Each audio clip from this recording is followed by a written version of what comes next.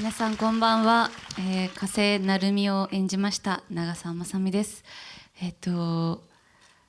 そうですね、本当にたくさんの方に来ていただけてとても嬉しいです。このチケット15秒で速完したらしくってとっても嬉しかったです。ありがとうございます。今日は楽しんでいってください。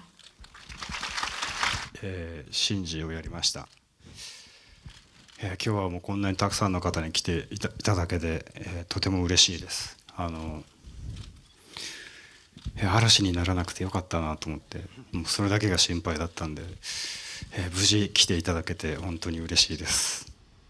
今日はお越しくださいましてありがとうございます。長谷川です。本当にもう学生時代からですね、大好きな黒澤監督の作品にですね、こうやって出させていただきまして、さらにカンヌ映画祭のレッドカーペットまで踏ませていただきまして、そして今日こうやって皆様にお見せする日が迎えられたことを本当に嬉しく思ってます。最後まで楽しんでいってください。どうも。皆さんこんにちは。天野を演じました高杉真宙です。そうですね、本当に大勢の方がいらしてて、ここに自分が立つことができて本当に嬉しく思います。短い間ですがよろしくお願いいたします。こんにちは、常松ゆりです。私は侵略者の一人を演じました。冒頭の最初のシーンで衝撃的なことをしているので、皆さんちょっとそこを楽しみにしていてください。今日は短い時間ですがよろしくお願いします。こんばんは、前田敦子です。こんな素敵な映画に参加させていただけて本当に嬉しいです。ありがとうございます。皆さんこんばんは、満島です。多分世界で一番日焼けした引きこもりなんじゃないですかねと思っております。僕は前川さんのこの散歩する侵略者の舞台を2011年に見てまして、うわ素晴らしい作品だなと思ってたら、まさかこういう風に声がかかって、しかもこんなにも散歩が大好きなアクティブな青年が引きこもりの役を演じるという最高の機会を与えてもらいました。皆さん今日は最高に楽しんでいってください。ありがとうございます。小島だよ、さっとやれよ。もう3回目だから。どうもありがとうございます。ちょっと場違いな感じがちょっとするんですけど、一応黒澤監督の作品僕2作品目でね、9年前ぐらいにも読んでいただいて、だから僕が一番ハマってるのかなっていうちょっとねありますけど、はい、よろしくお願いします。どうも三石です。こんばんは。僕は黒沢組に初めて出させていただいて、ものすごく興奮しました。ありがとうございました。今日は楽しんで帰ってください。どうも原作の前川です。この作品は12年前に新宿の地下の100人ぐらいしか入らない劇場で初演されたんですけども、それが12年経ってここまでたくさんのお客さんの前に上演されるっていうことにすごく喜んでいます。今日は楽しんでいってください。どうも今日はありがとうございます。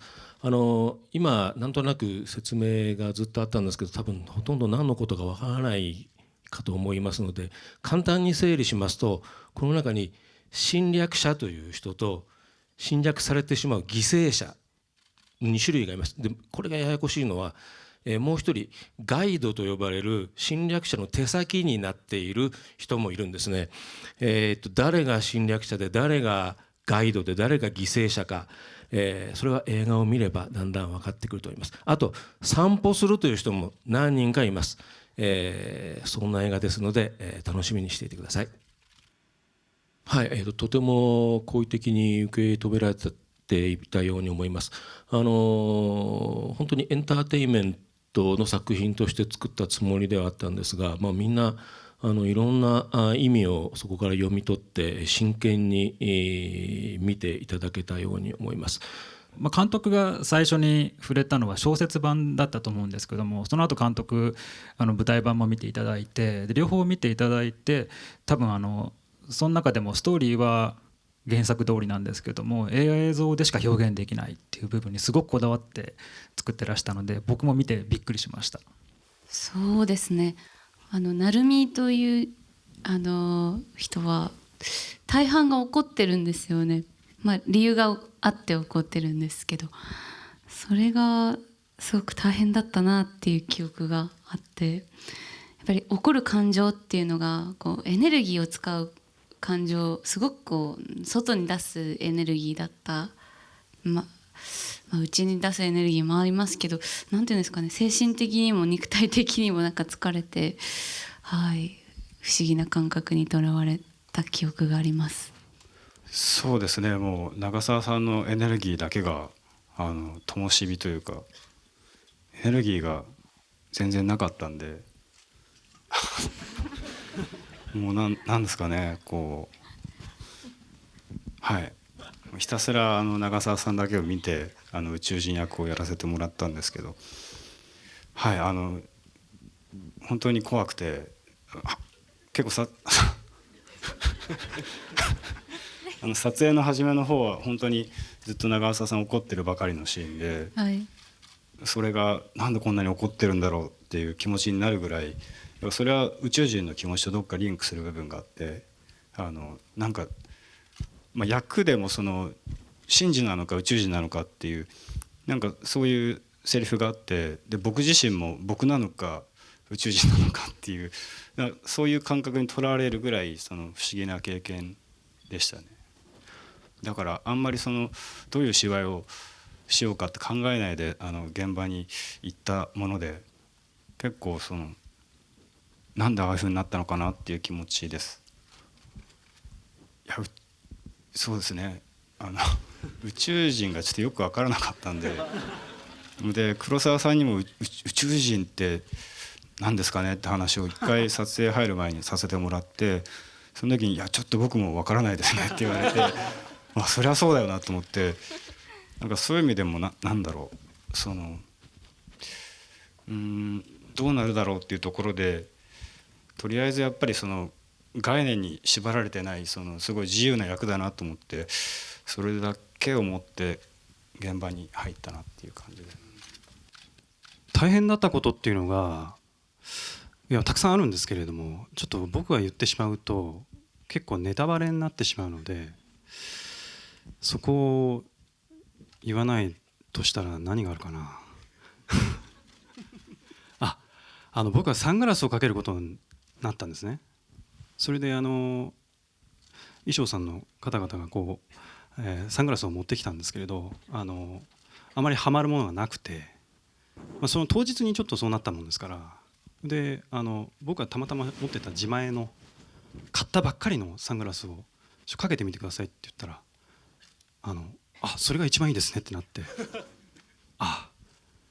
3日前かそれぐらいに買ったばっかなのになと思いながら、それでいきましょうってなって、それがもう結構なアクションシーンとかでも使うことになってですね、ボロボロになってしまいまして、買ったばっかなのになって、2万円ぐらいして。見どころ聞いてんじゃないサングラスが惜しかったっていう話じゃないでしょ、はい、見どころでしょ。見どころですね、侵略者って言われてピンとくる方がなかなかいないんじゃないかなと思っていて、見た目は普通の人間ですし、なので何て言うんですかね、何かどこか違和感を感じていただけたらなとはすごい思いますね。人として動いてるけど侵略者だって言っていて、その侵略者としての違和感を見つけていただけたらなとは思います。私アクションを担当していまして、今回侵略者が3人いるんですけど、アクション担当が私だったので、たくさん体を動かして頑張りました、はい、そこをぜひ見ていただきたいです。僕か、ですね、僕はね、もう今一瞬で思い浮かんだんですけど、松田龍平さんの落ち着きの概念を奪いたいです。私本当に落ち着きないんですよ。もう立ってられないんですよね。一番端っこが良かったなとか思いながら三石さん見てるんですけど、すいません、なんか落ち着きが欲しい龍平さんの。だけどすごくナイーブで繊細な人なんですけど、なんかあんまり表に出てこないんですよ。何考えてるか分かんない。僕全部バレるんですよ。嘘つけない。だからね、ちょっと落ち着き欲しいし、落ち着きを取った龍平さんがどうなるかも見たい。そこの方が気になる。いや、そういう意味では損なんですよね。結構実は心の中ではもうすごい大忙しな状態になってる。嘘つけ絶対落ち着いてるよ。いや本当すごいことになってる。今慌ててるんです。振りがあって慌ててる。絶対慌ててない。そうなんですけど、それがこう伝わらないから、なかなかそれはそれで大変だよっていう。そうなんですね。足して2で割るっていうのが一番いい気がするんですよね。どうですか、竜兵さん。ちょっと足して2で割りたいです、私。それいいね。いいですね。去年の真夏ちょうどこの時期ぐらいに撮ってたんですけど、僕と竜兵さんのシーンの時36度ぐらいあったんですよ、気温が。で竜兵さん革ジャン着てるんですよ、そのシーン。すんごい涼しそうな顔してるわけですよ。俺もうすっごい汗かいてるのにずっと椅子座ってこう「元気か最近」みたいな「暑くないっすか?」って言ってた。暑かったですよね。全然分かんなかったんですよね。今の俺のモノマネですか。あ、すいません。小島さんの名前？いや仕事なくなるわ。小島を奪われちゃダメよ俺。どうしますか、もし小島じゃなくなったらどうするんですか、小島さん。小島じゃなくなったらもう小島だよがいけないわけでしょ。はい。もう何にもなくなっちゃうよ。それはちょっと勘弁してほしい。俺それでご飯食べてんだから。失礼しました。そうですよ。これ名前を大声で言うのでちょっと飯食べてるんですから僕はね。そんな大島さんは小島だよ。最初にやれよそれ。ありがとうございます。じゃあ僕はあっちゃんのあのギャグ。私ギャグないんですけど。待ってください。あのギャグ私ギャグ持ってないんですけど。私のことは嫌いになっても AKB のことは嫌いにならないでねっていうあのギャグ。それギャグじゃない。あれギャグじゃないの？本気で言ったやつですよ。あれ本気なんだ。なんかいろんな芸人が真似してからあれギャグなのかなと思ったらあれ本気のやつなのね。はい。それ奪い返しですよ僕が逆に。久しぶりに満島君だったんですけど、すごく男っぽくなってて2枚目イケメンになったんで、水島君のイケメンを奪いたい。高杉君の方がイケメンですよ。いやいやみんなイケメンですけど、まあ、ね、久しぶり。そうイタリアの血をあげます、僕から。僕がイタリアの血入るんですか。はい、ありがとうございます。はい、本当に今日はありがとうございました。もう7、8年前になるでしょうか、この前川さんの原作に出会いまして、衝撃を受けまして、この凄さをなんとか映像化したいと強く思うようになりました。ただ実際どうやってこれを映像化していいのか、この凄さをどうすれば映画に置き換えられるのか、相当悩みました。試行錯誤の連続でした。ただ素晴らしいスタッフたちと、ここにいらっしゃる本当に多くの素晴らしい第一線の俳優の方たちが、みんな協力していただいて、ワンカットワンカット本当悩みながら撮ったんですけれども、最終的には、その悩みから解放されて、ある種の明快な、力強い、すっきりした映画になったと、何の迷いもない映画になったと思っております。皆様も見始めると多少迷われたり試行錯誤されたりするかもしれません。でも最後には迷いのないある確信が待っていますので、その確信が何なのか、それは見て、ご自分の目で確かめてください。今日はどうもありがとうございました。